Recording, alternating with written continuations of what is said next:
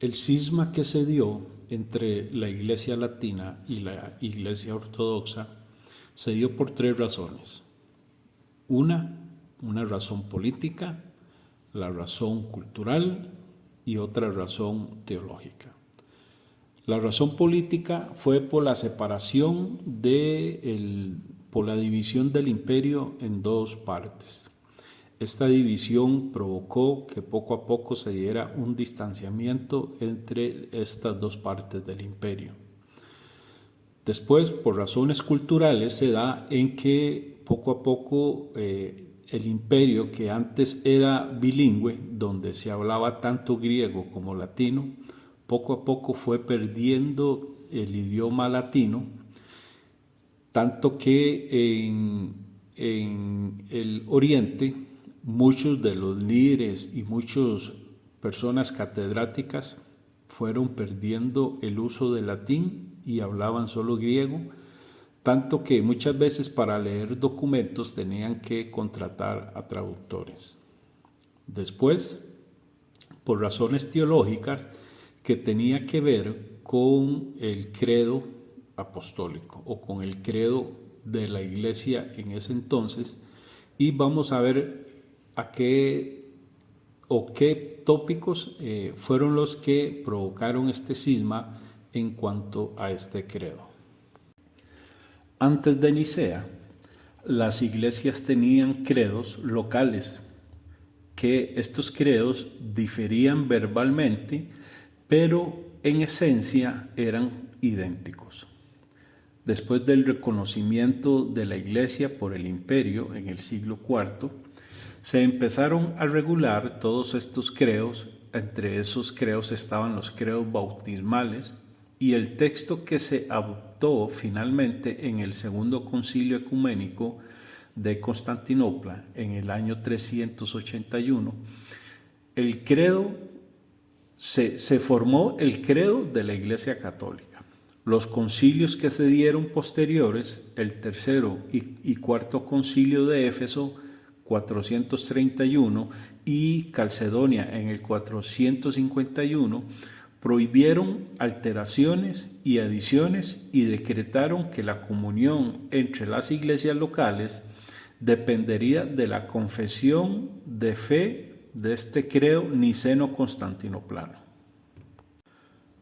Todas las iglesias aprobaron esta decisión y, por lo tanto, cuando los prelados occidentales acusaron a los bizantinos de alterar el credo, se empezó a dar por esto una gran controversia que conmovió profundamente a los ortodoxos.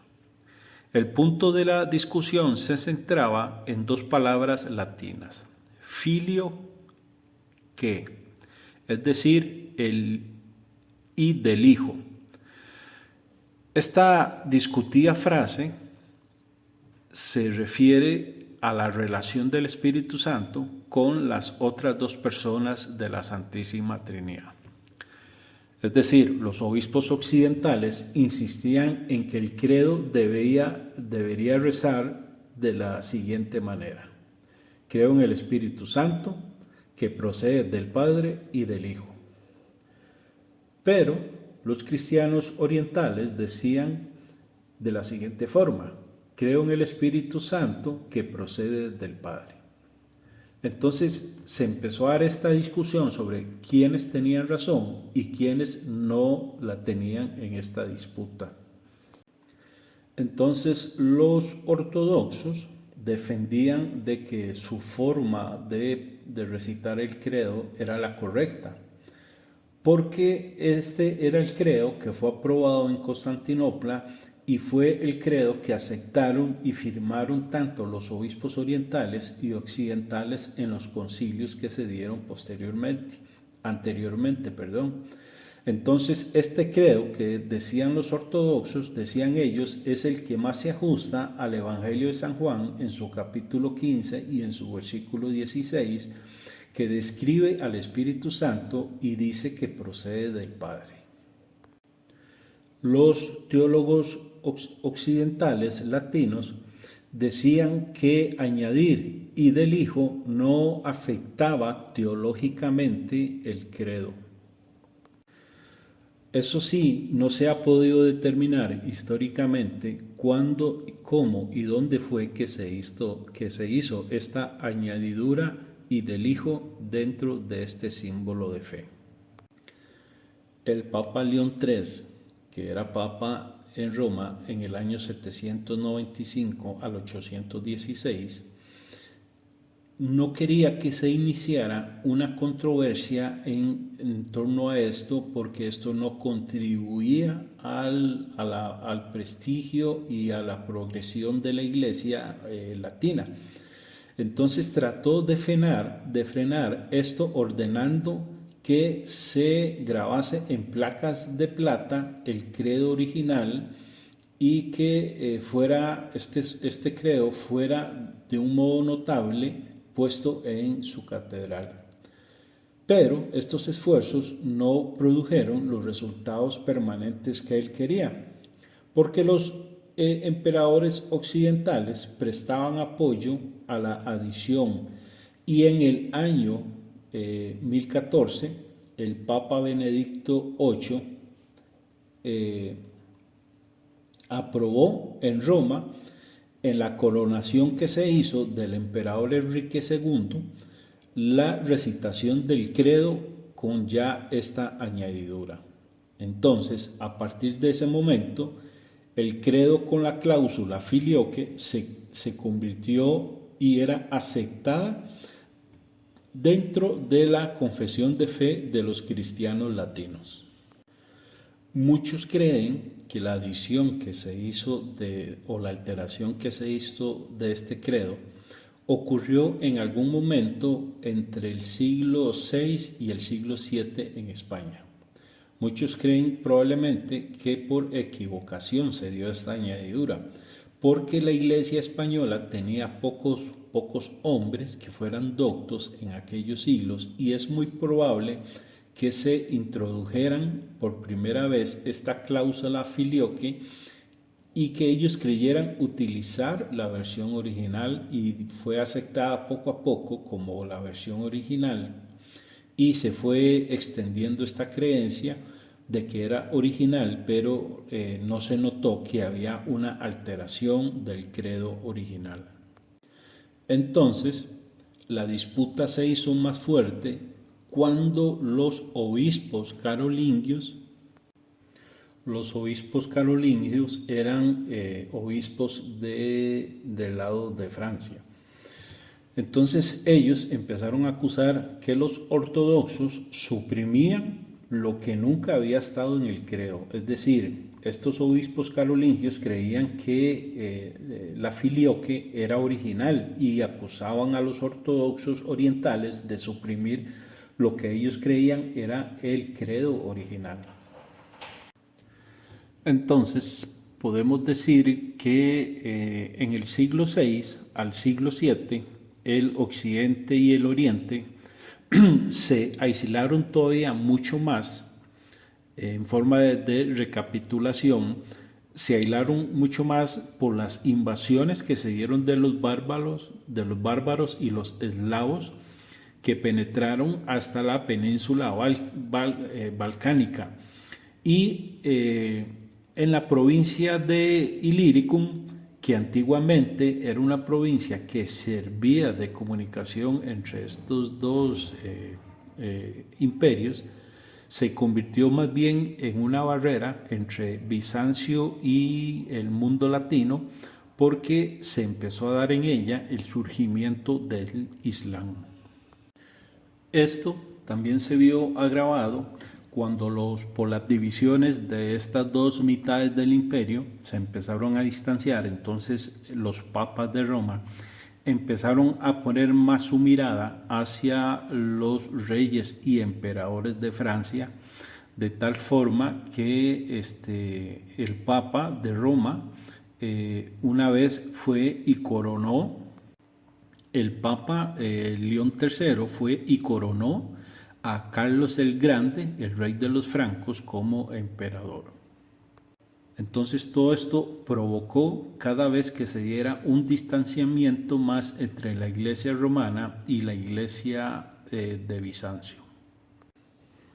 El Papa de Roma también empezó a reivindicar el poder absoluto en su parte occidental y la parte oriental, es decir, Bizancio, no protestaba, mientras que no afectara a las iglesias orientales. Es decir, a los bizantinos no les importaba que la iglesia en Occidente estuviera centralizada a condición de que el papado no se involucrara en las iglesias del Oriente. Pero sin embargo, el Papa empezó a pensar que su poder jurídico inmediato se extendía también en Oriente, al igual que en Occidente. Y es que ya desde el año 850 los romanos y los orientales siempre procuraron evitar tener un conflicto abierto sobre el tema de derechos del papado. Pero sin duda alguna, la gran dificultad y lo que provocó este cisma entre estas dos iglesias fue el tema de la filioque. Esa adición que se hizo en el credo niceno-constantinoplano, que originalmente decía: creo en el Espíritu Santo, Señor vivificador que procede del Padre, que junto con el Padre y el Hijo es adorado y glorificado. Pero vinieron los latinos y agregaron la frase "y del Hijo", de tal forma que el credo decía ahora que el Espíritu Santo procedía tanto del Padre y del Hijo.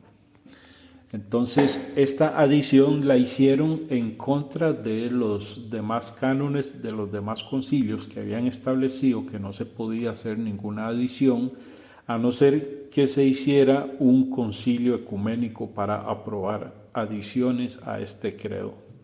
Y esto fue lo que separó las dos iglesias.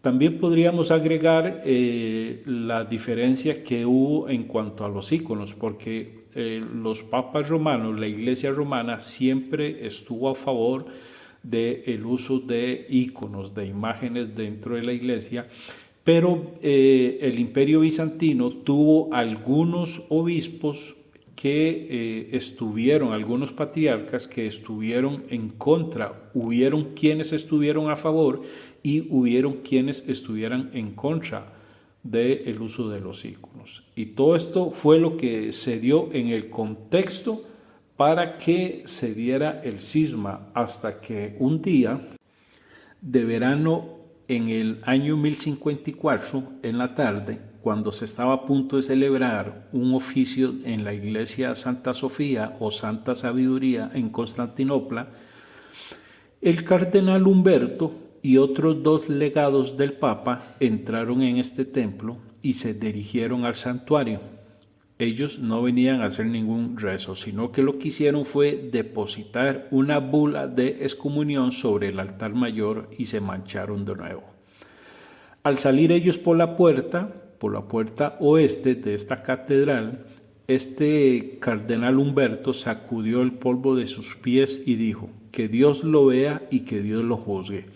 Entonces un diácono de la iglesia salió corriendo en pos de él y le suplicó con angustia que revocara aquella bula. Sin embargo, Humberto no quiso y ahí quedó tirada en la calle.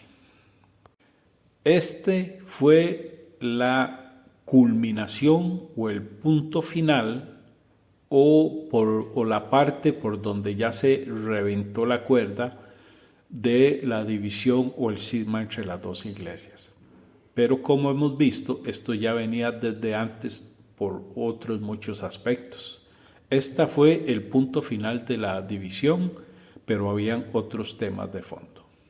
Así espero que les haya quedado claro, y esto es la historia del gran cisma que se dio en la Iglesia Católica.